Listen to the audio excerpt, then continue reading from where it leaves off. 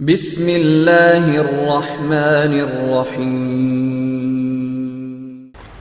2005 میں secretary general تھے Kofi Annan, اقوام متحدہ کے سیکرٹری جنرل تھے 2005 میں، یعنی 2005 میں بھی تھے۔ انہوں نے عالمی سطح پہ مقالے لکھوائے کہ کامیاب حکومت کیسے چلے، کیسے بنے، مقالے لکھے جائیں۔ سینکڑوں نہیں، ہزاروں مقالے جمع ہوئے، اور آخری خطاب میں جب کوفی عنان نے ان مقالوں کا خلاصہ کیا تو اس نے مولا علی کا خط اٹھا کے دکھایا اور کہا مسلمانوں کے خلیفہ، مسلمانوں کے رہنما علی، ان کا لکھا ہوا نظام جو علی نے بتایا کہ حکومت کیسے چلے، سارے خطوط میں سب سے اعلیٰ ترین خط یہی ہے۔ میرے پاس لندن کا بھی اور نیو یارک ٹائم بھی اور مختلف اخباروں کی کٹنگز موجود ہیں اس وقت کی، جی اس وقت کٹنگز موجود ہیں۔ اس میں مولا نے جو خط لکھا حضرت مالک اشتر کو گورنر مصر بناتے ہوئے، مصر کا گورنر بناتے ہوئے مولا علی نے جب خط لکھا تو آپ نے معاشرے کو 9 حصوں میں تقسیم کیا ہے کہ معاشرے میں 9 طرح کے لوگ رہتے ہیں۔ مالک تمہیں ہر ایک کا مزاج سمجھنا ہوگا، جی ان میں سے ایک زراعت پیشہ لوگوں کو بھی بیان کیا مولا نے، جی زراعت پیشہ لوگوں کے لیے بارے میں مولا نے فرمایا کہ ایک طبقہ معاشرے میں زراعت پیشہ، زمیندار جو کاشت کرتے ہیں، جو زمین پر فصلیں لگاتے ہیں، ایک طبقہ وہ بھی ہے، وہ میں نے ضمناً کہا۔ اور پھر فرمایا کہ ان کے مزاجوں کو سمجھو گے اور پھر اس کے مطابق، اور پھر فرمایا ان طبقات میں 9 طبقات میں سب سے زیادہ قابل توجہ جو طبقہ ہے وہ طبقۃ السفلی ہے۔ مولا علی کا جملہ طبقۃ السفلی، طبقۃ السفلی یعنی فقراء، مساکین، جی جن کے پاس صبح روٹی کھا لی تو رات کے لیے نہیں ہے، جنہوں نے آج کھا لیا تو کل کے لیے نہیں ہے۔ سب سے زیادہ مالک ان کا خیال رکھنا جو طبقۃ السفلی ہے۔ تم سب کے لیے اگر ایک وقت قرار دو تو ان کے لیے دن میں 2 وقت قرار دینا، ان سے بار بار ملنا، اور اتنا پیار ہے علی کو۔ اچھا دیکھیے، اصل مسئلہ، اصل دولت کیا ہے؟ پیسہ، زمین، گاڑی، بنگلہ، گھر، یہ پیسہ۔ اصل دولت اعتماد، خود اعتمادی۔ خود اعتمادی سے بڑھ کر دولت نہیں ہے۔ جو 100 روپے بچا کر آ رہا ہے اور خود اعتماد ہے، وہ اس سے اچھا ہے جو 10 لاکھ بچاتا ہے اور اسے نیند نہیں آتی، تناؤ اس کے دماغ پر سوار ہے۔ یہ اس سے اچھا ہے جو 100 روپے بچا کے چین سے سو رہا ہے کہ میں نے کسی کا حق نہیں کھایا، مجھے کسی کو جواب ہی نہیں دینا۔ مولا علی نے فقیروں کو اعتماد عطا کیا، فقیروں کو اعتماد عطا کیا، اتنا اعتماد دیا، تھک تو نہیں رہے آپ؟ مولا نے فقیروں کو اتنا اعتماد عطا کیا کہ مالک اشتر جیسے زمیندار، جاگیردار، مالک اشتر بڑے خاندانی سرداروں میں سے تھے اپنے علاقے کے، یمن کے۔ مالک اشتر جیسے صاحب ثروت مولا کے صحابی کہتے ہیں کہ علی فقیروں سے اتنا پیار کرتے ہیں کہ کبھی کبھی میرا دل کرتا ہے کاش میں بھی فقیر ہوتا۔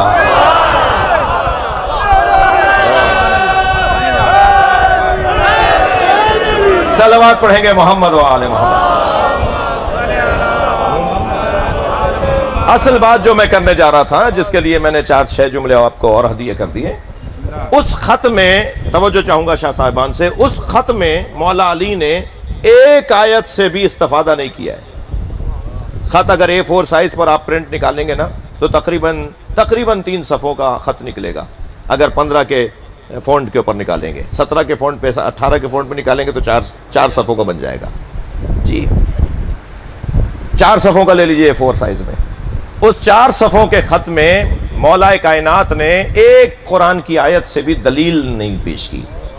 میں تو ابھی اگر آیتیں نہیں پڑھوں تو آپ کہیں گے تقریر کیسی تھی، قرآن ہی نہیں پڑھا۔ میں اگر حدیثیں نہ پڑھوں تو آپ کہیں گے یہ مولوی صاحب کیسے ہیں، کوئی حدیث ہی نہیں آتی۔ مولا کائنات سے بڑھ کر کوئی قرآن جانتا ہے؟ جو خود مجسم قرآن ہو، جو خود بولتا قرآن ہو۔ تو مولا کو تو سب سے زیادہ قرآن کی آیتیں اس میں لکھنی چاہیے تھی۔ ایک آیت بھی مولا نے اس خط میں نہیں لکھی، ایک حدیث بھی نہیں لکھی۔ کیوں نہیں لکھی؟ اس لیے کہ علی خط لکھ رہے ہیں۔ توجہ چاہوں گا، مجھے موقع مل رہا ہے، علی خط لکھ رہے ہیں معاشرے میں حکومت کرنے والے حاکم کے لیے، اور معاشرے میں تو مسلمان رہتا ہے، ہندو بھی رہتا ہے، عیسائی بھی رہتا ہے، یہودی بھی رہتا ہے. اگر علی نے خط لکھا ہوتا قرآن کی آیتوں سے تو مسلمان کہتا یہ میرے لیے لکھا ہے، ہندو کہتا میرا اس سے کیا واسطہ ہے، عیسائی کہتا یہ میرے لیے تو لکھا ہی نہیں ہے. میں قرآن کو مان نہیں رہا، علی نے قرآن سے آیتیں پیش کی ہیں. علی مولا نے ایک آیت بھی نہیں لکھی. ہندو بھی آج کہہ رہا ہے یہ علی نے میرے لیے لکھا ہے. عیسائی بھی آج کہہ رہا ہے، کوفی عنان کون ہے، وہ کہہ رہا ہے میرے لیے لکھا ہے. جی راجیو گاندھی نے ہندوستان میں اس خط کو چھپوایا، وہ نسخہ بھی میرے پاس ہے. ہندوستان کے وزیر اعظم نے اس خط کو چھپوا کر پرنٹ اس کا عام کروایا اور کہا اگر حکومت کامیاب چلانی ہے تو علی کو پڑھو. یعنی 1400 سال پہلے جو علی نے مزاج بتایا آج بھی مزاج وہی ہے. جی گورنر جہادات خان تھے ہمارے ہاں سندھ کے اندر، گورنر تھے سندھ کے، اور بڑی بڑی پوسٹوں پہ اور بڑے افسران اس کو چھپواتے رہے ہیں. اس خط کو ہم نے موجودہ جو ابھی حکومت کچھ وقت کے لیے ہٹی ہے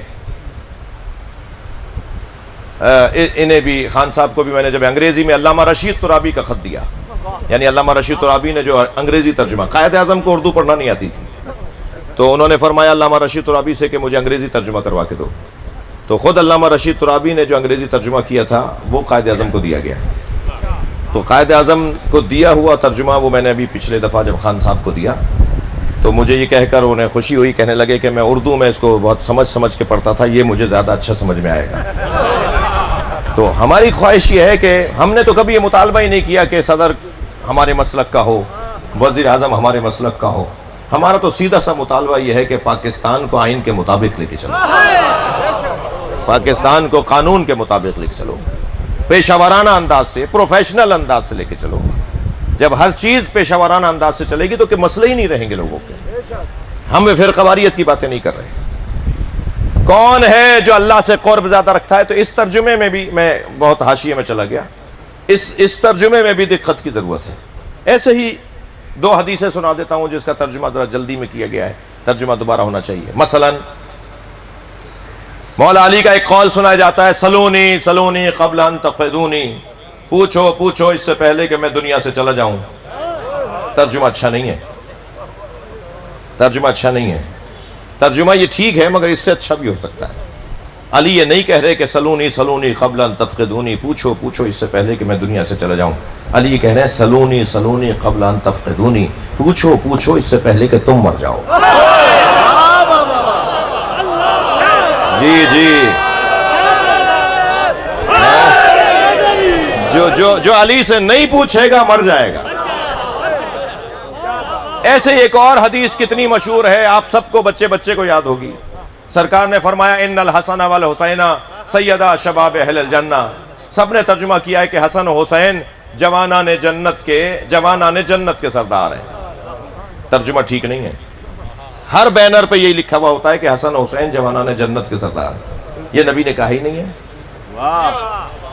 سامنے کی عربی ہے، سادہ زبان میں سرکار نے بات فرمائی ہے. حضرت فرما رہے ہیں ان الحسن والحسین سیدہ شباب اہل الجنہ، حسن و حسین جوانان اہل جنت کے سردار ہیں. اور اہل جنت ہونے کے لیے مرنا ضروری نہیں ہے. اسی دنیا میں اہل جنت بن جاؤ تو حسنین تمہارے سردار ہیں. صلوات پڑھیں محمد و آل محمد.